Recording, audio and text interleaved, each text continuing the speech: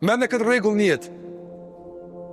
Sa ma te për Allahut të begaton, sa ma te për Allahut të mbron nga çdo fatkeqësi të keqe, kjo duhet të përkthehet nga ana jote me falënderim, adhurim dhe kujdes mos me shkel vjet e kuqe me begati që Allahu t'i ka dhënë.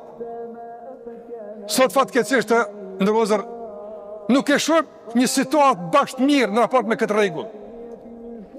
Shpesh ara gjejmë situata edhe vetën tonë edhe të tjerët që nuk na mungojnë begatit. Kemi shumë mirësi, na ka begatuar Allahu me shumë mira. Mirë po, a është për ty kjo me adhurim?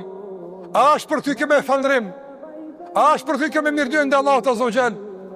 Fatkeqësisht, jo rrallëherë përgjigjja është e kundërta. Të ndërrozër, edhe dasma është gëzim, edhe çfarë do begatie në familje është gëzim. Si po e shpreh këtë gëzim? A është begati që Allah me të dhon një vlad e me të gëzuar nesër, me martu e me pa, qysh po ndërton e po krijon familje? A është gëzim i madh? E dinaj që ka përjetu çfarë gëzimi është. Është sukses i madh për prind. Është arritje e madhe, është begati me arrit një vlad e në fund me martu, e me gëzu me familje qysh duhet, edhe mi thonë, ndërtot është familje e stutje. A është begati Allah? Shumë e madhe. Ka njerëz të privuar nga kjo. Ka njerëz se kam rri këtë gëzim. A kemi njerëz që kanë vdek, janë vrarë ma herë në luftë, kanë vazhdu fëmijët me rrit, janë martu, po pa prezencë të prindërve. Andaj kjo është begati e madhe. Si po i bëjmë dasmat tona sot?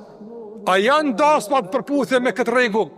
Falënderim te Allahu të mënduar, apo shprehje e rebelimit dhe tërheqje fatkeqësisht e hedhimit të Allahut Azza wa Jall?